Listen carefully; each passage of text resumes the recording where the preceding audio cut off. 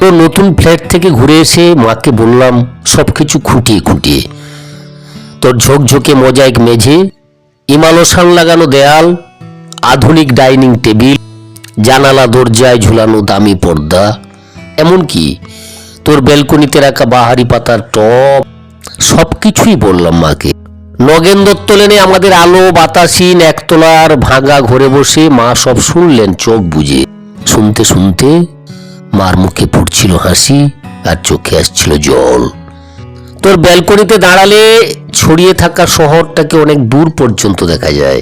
বসবার ঘরের দেয়ালে নতুন কেনা একটা সুন্দর পেইন্টিং ঘরটাকে গাম্ভীর্যে ভরিয়ে তুলেছে।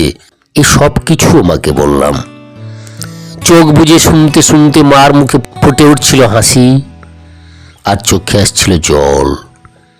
তোর চেহারাটা আগের চেয়ে অনেক ঝকঝকে সুন্দর হয়ে গেছে, ফর্সা হয়ে গেছিস অনেকটা। যদিও তোর হাসিটা আছে ঠিক ছেলেবেলারই মতো।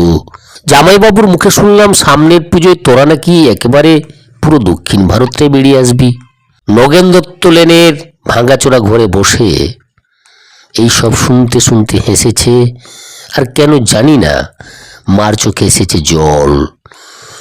সব কিছু বলেছি দিদি, শুধু তোর ডাইনিং স্পেসে রাখা দুধ সাদা রঙের ওই ফ্রিজটার কথা মাকে বলিনি।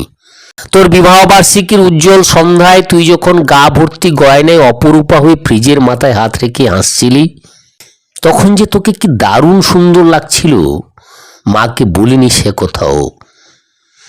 বিবাহ বার্ষিকীর সন্ধ্যায় তোদের আনন্দ উজ্জ্বল অ্যাপার্টমেন্টে তুই আর জামাইবাবু যখন ওই ফ্রিজটার পাশে দাঁড়িয়ে হাসি মুখে মালা বদল করছিলি, বাবুদের রসিক বন্ধুদের অনুরোধে আর ক্যামেরার ফ্ল্যাশ ঝিলিক দিয়ে উঠেছিল উপচে পড়া খুশির মতো, তখন ঠিক তখনই দিদি আমার চোখের সামনে স্পষ্ট হয়ে উঠেছিল হাসপাতালের করিডোরে বাবার ভেঙে পড়া মুখ, ভেতরে মা তখন অপারেশনের পর ওই চৈতন্য।